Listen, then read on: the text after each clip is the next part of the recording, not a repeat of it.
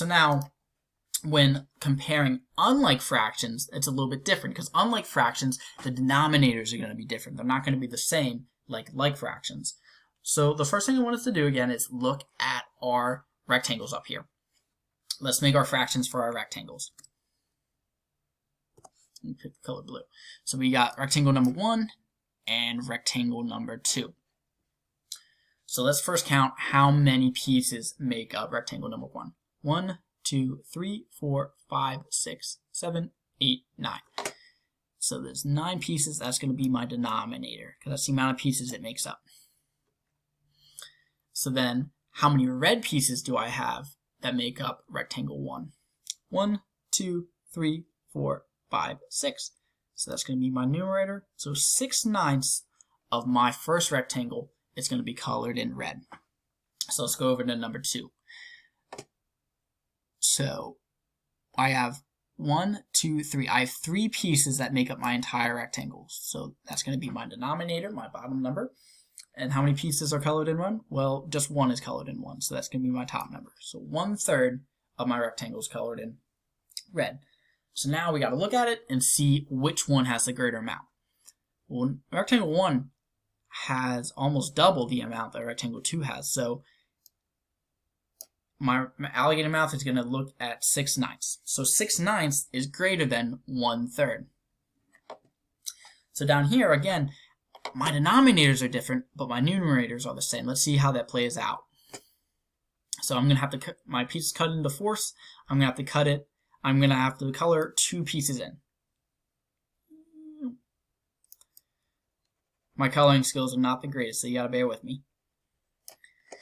And then we got our normal pizza that's cut into 8 slices, because normally when you buy a pizza, it's going to come in 8 slices. And I'm only going to color in 2 of them.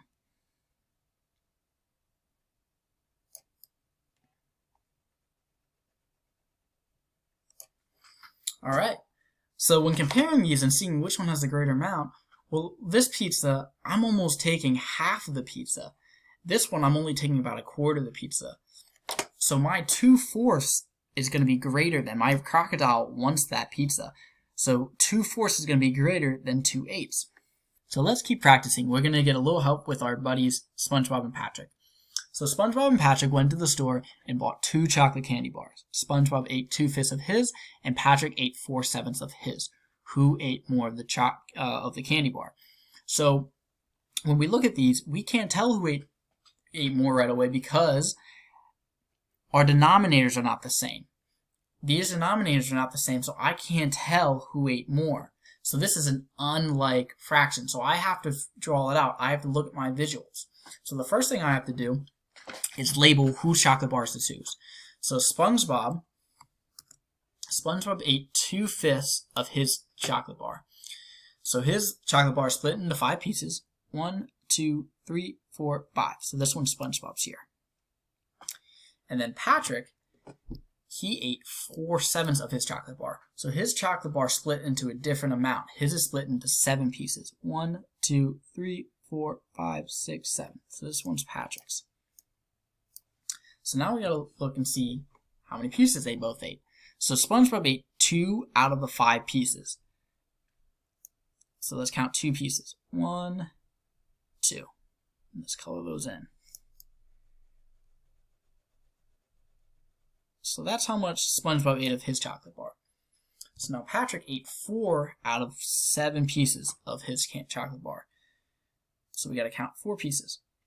1, 2, 3, 4.